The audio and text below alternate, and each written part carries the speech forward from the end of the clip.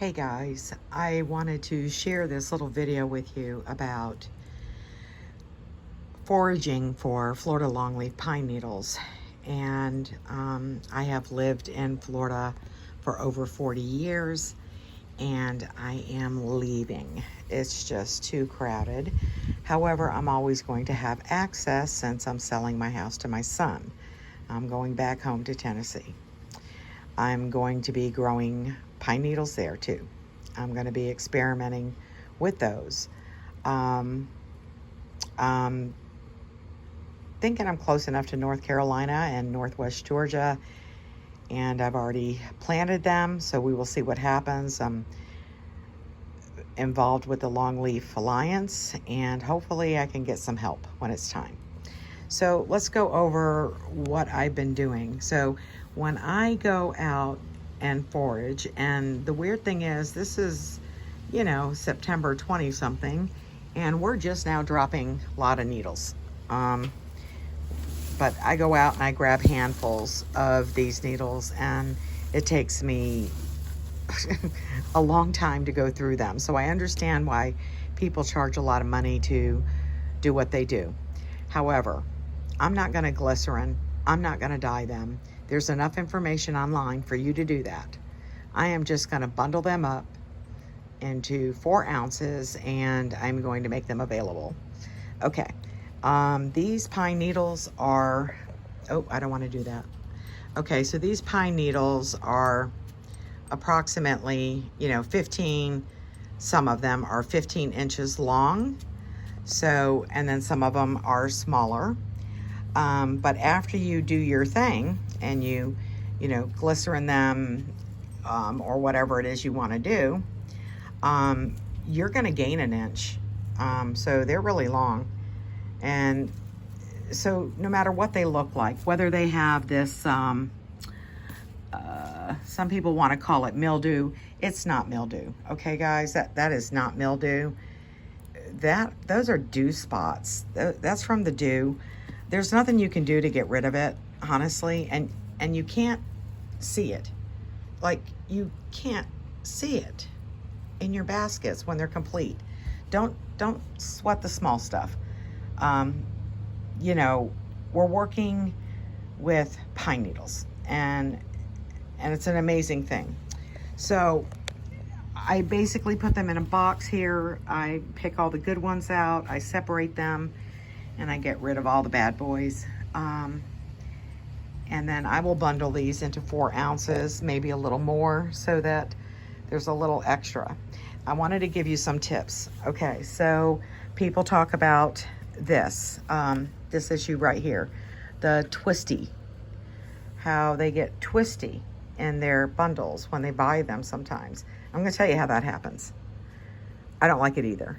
And and sometimes I do get them when I'm doing things, so I understand how frustrating it is. But so if you do your needles yourself, you can get rid of that problem. It's easy. So,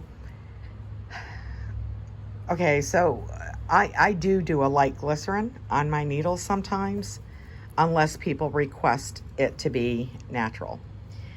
This is a natural, bottom here, but no, I had to glycerin that. So these are glycerin needles, but it's light. It's a light glycerin. Long leaves are just the way to go, honestly. All right, so the key to that is what happened out in the wild is it rained, it got wet, and it dried too fast.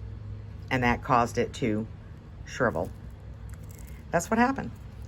So the key to them not shriveling is to, by the way, the first thing I do is I bundle them up. I put them in the freezer for 24 hours to kill anything that might be on them, which normally I never have a problem.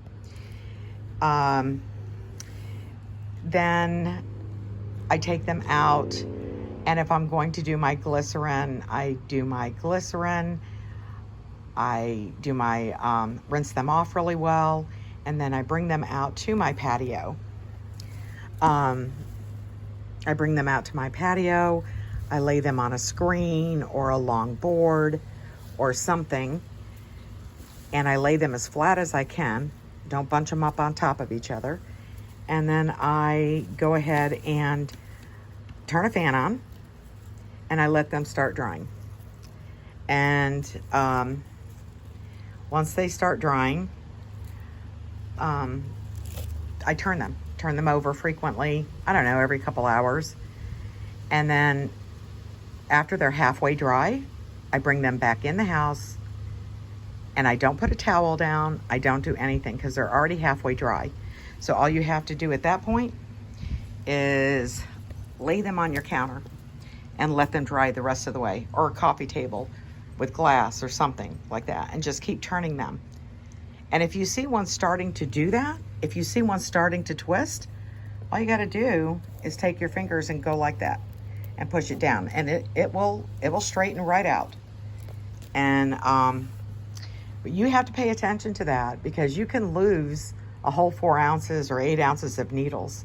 But these, if you notice, these came out beautiful. Nothing, no twists. So, you know, I'm just saying, it's the sun that twists them. It's drying them too fast.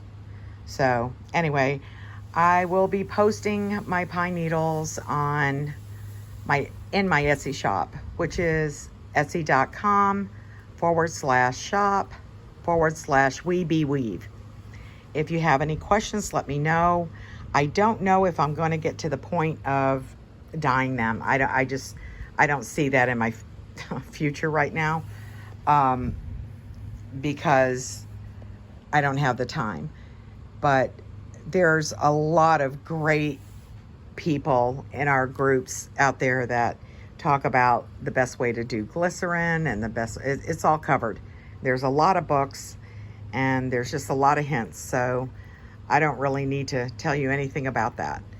All right. Well, listen, thank you for listening to everything. And I'll try to make as many bundles available as I can. And I'll try to keep the cost down. I'm sorry I can't help you with the shipping. But not all of them are going to be, super long. We're going to, we're going to have some that are long and some that are medium. But hey, it's better than 5 inches, 6 inches, whatever. They're all going to be at least, probably 10, 10, 12, 14. And I don't know. I mean, I can usually go 5 stitches before I have to add any needles.